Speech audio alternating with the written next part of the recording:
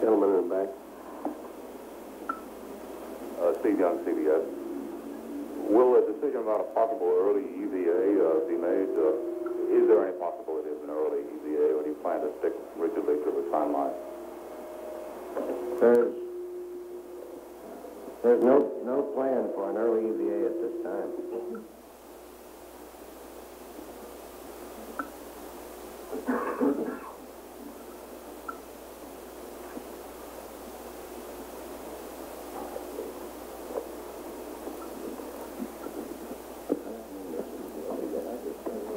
I understand there's no more questions from Houston. We've now switched back to the Cape. Are there any further questions from here? Back up here. Bill out of the Pittsburgh Press for Mr. Lee, I would imagine. Why is the window so narrow on this shot? The window is very good. It'll be a little more, it'll be narrower in some of our later shots. The window, you know, originally used to go to 108 degrees. And we now our window is to 72 to 96 degrees, and it's over 3 hours. It's just about as max as we can get with the limits of 72 to 96. Chet, you might add, it just varies from month to month and site to site. There's nothing like a 4-hour window. It depends specifically on the day, the site you're going to, and the time of year, very much. Personal relationship. Go ahead. I can't see you, but go ahead. Jerry Frewer, Mechanical Engineering, London. I think Zeke Slayton might answer this one. What is the story behind the naming of the spacecraft Antares and Kitty Hawk? The story behind naming them, you say?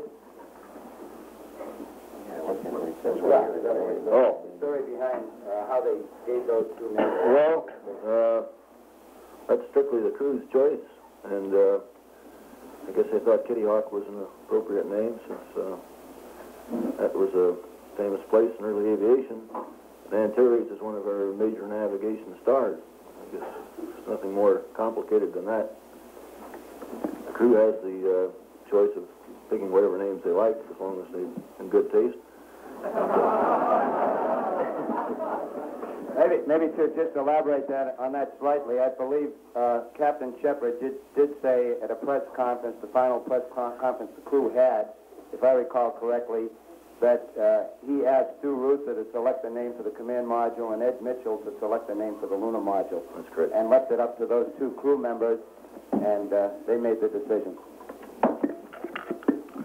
Mr. Lee, has the alternate mission involving a CSM trip to the moon alone been deleted from the list of possible alternates? That is correct. CSM alone, lunar orbit mission is not in the picture. It is out for Apollo 14. It will be reconsidered on later missions. Would you go into the specifics about why it was eliminated? Well, the Apollo 14 mission plan is such that we, with the azimuth there, can get the photographs that we're interested in taking, primarily Descartes. These are taken during the lunar stay. We also take some orbital photography while the LEM is on the lunar surface.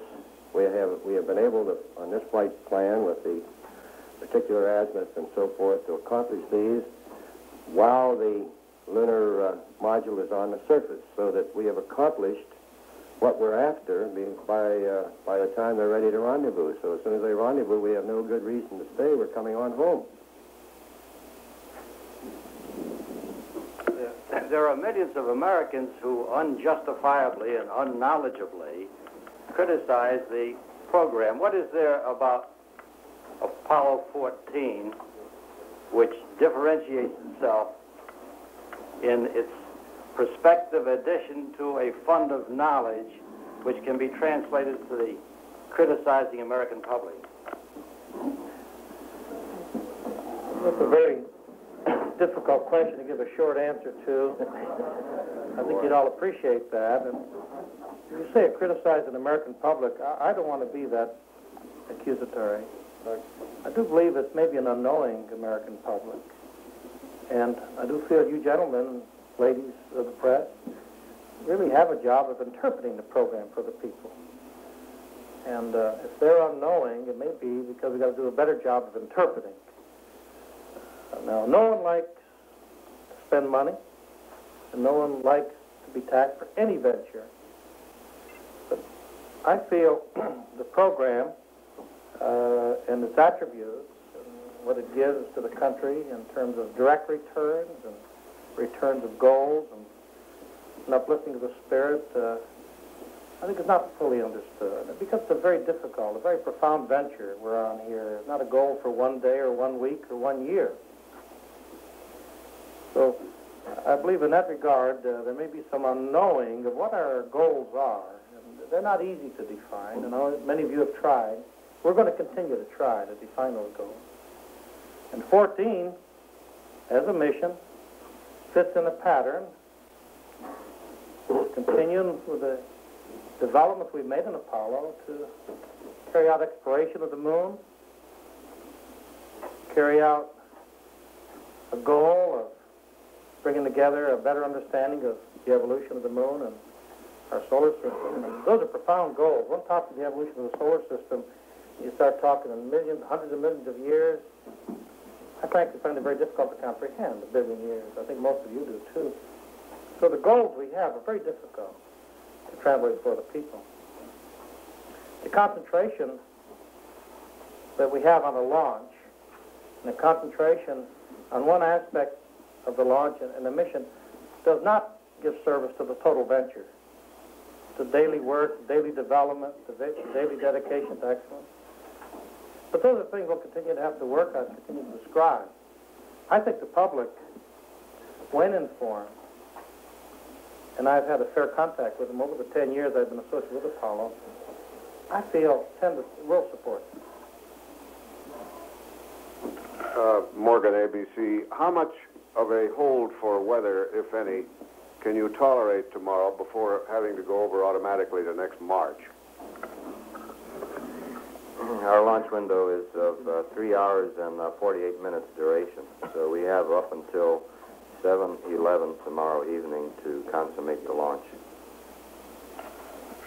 Mr. Lee, I would like to re-ask my question about the alternate missions. Your response makes me think I wasn't clear enough. The mission, there was an alternate at one time which proposed a mission in which the CSM alone would go to the moon and perform a lunar orbit mission and then return. There was some talk of deleting that. That is what my question is directed to. Has that mission finally been deleted? Oh. You're speaking not that we launch and have the intention of going on a regular nominal mission, but for some reason we have to go. We can't say extract the limb, and would we go a CSM only? That is negative. We will not go CSM only on a lunar orbit mission. On Apollo 14, as I said previously, we would go into a lunar orbit mission if we had the lunar module with its additional consumables and propulsive power to provide backup. Did I answer your question this time? Mr. Patrone, excuse me for following up. I'm very appreciative of your response. I used the word translate in my question. How can people who publicize what is transpiring appropriately and effectively translate to the layman? Can we relate it to cure of disease, improvement of health? Can we relate it to some of the things that have not been properly and effectively stressed? As I said, the question would take a long time to answer. Let me say how I would look at it and how I have looked at it. It's like trying to translate the Renaissance in one newspaper. It's a period of change. It's a period of looking at the world differently, a period of looking at the evolution of the solar system. And I don't think one can take the time of the Renaissance at 50 to 100 years, in which we had a whole birth of ideas, spiritual revolution of governmental ideas, which was sparked off by an age of enlightenment. And when I look at what we're doing in space, I said, you're not going to see it in 1 year or 2 years. We have an age in which man's mind has been in effect, broadened.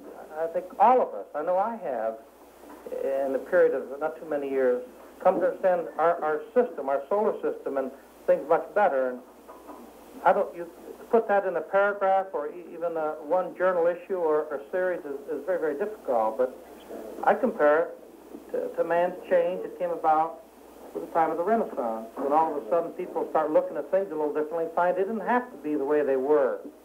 Out of that came better medicine, came better art, better music, better housing. But it isn't a single stroke of the drum that does it. And I think people sometimes look for that as a single picture, a single stroke to say we're all different now. It isn't going to happen that way. I don't believe any of us ever thought it would happen that way. I believe maybe the public does possibly expect, due to our way of life, maybe instant wisdom and instant knowledge and instant recovery. And those are just not in the book.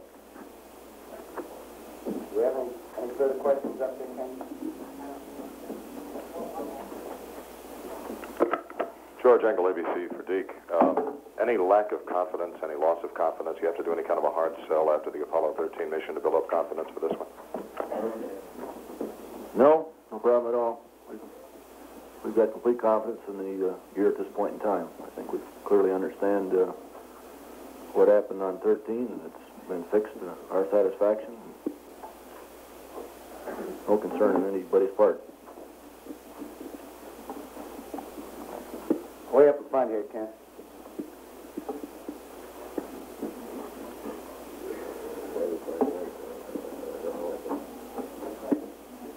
Right here. John Wilhelm Time. What security precautions have you put into effect because of this march, and are they any more severe or restrictive than they were in the previous one? The security precautions are somewhat increased. We have special badges for people entering the different buildings on the Cape. There are extra precautions being taken. Let me put it that way. In addition to the march, it's more than just. Oh, it's more than just a march. We have just additional security. Like I say, special badges. Of course, the gates have the guards on, and you have more patrols and so forth.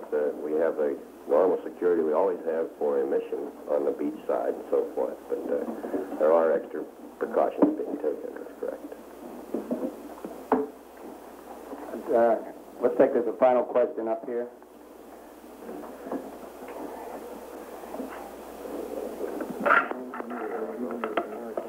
Why was the singular launch date in January selected where you have 5 opportunities in March? And what must be done to the bird if you can't launch tomorrow? I'd like to address that. We don't show 5 opportunities. Well, we say 5 opportunities in March. There are 2 lunar windows in March, one at the beginning and one at the end. But as far as the lunar month is concerned, we have a 3-window opportunity at the 1st of March, 3-day, and a 3 at the end. But it isn't as if you had 5 days in 1 month. It's just a 28-day cycle of the moon. It happened to be 31 January and then the 1st of March. Now, why the 1 window in January 31st? In terms of assessing our posture and the question of photography and getting photography of Descartes, which is a very high priority item on this mission, and the question of flight plans, we decided we would go for 1 day in January, the optimum day, and we would be willing to wait 28 days for the next opportunity. But we have hypergulls aboard. We have had hypergulls aboard. We started loading, I believe, the 4th of January. And there's a compatibility period, which we have for a period of, say, 110 days. So as one would miss the first window, with your optimum launch time for the photography, then as one goes into the second window, you want to give yourself more opportunity to get off. And on the first day, the photography again would be excellent in terms of sun angle. And on the second day, in March, on the second, that we there would lose a good bit of our photography on Descartes, one site, because of sun angle, because of a later time. So that's what went into the rationale of picking of the times. You normally will get one optimum day on a specific site in one calendar month, optimum in terms of exact sun angle. Then you can go the day before or the day after. We chose for the first month to pick the optimum day. Once we've gone by that, if we should have to slip, then we always have the question of the hypergolf being there longer. We do not have an indefinite on the pad. Then we're willing to take a different condition as far as sun angle at the site we're going to photograph or the sun angle at landing on the second and third opportunity. Hope that's clear. It's a pretty complex issue, but I tried to make it as simple as I could here. Now, just as a reminder, we'll be open till midnight, reopen at 4 a.m. tomorrow morning. You must be escorted anywhere except on the trip to the press site. And finally, for the benefit of broadcasters, we are informed, apparently according to legal requirements, all the mouthpieces on the telephones at the press site will be sealed. In fact, they have been sealed. So anybody planning amplification, this would be difficult. The mouthpieces are sealed on all the telephones at the press site. That completes the conference. Thank you very much.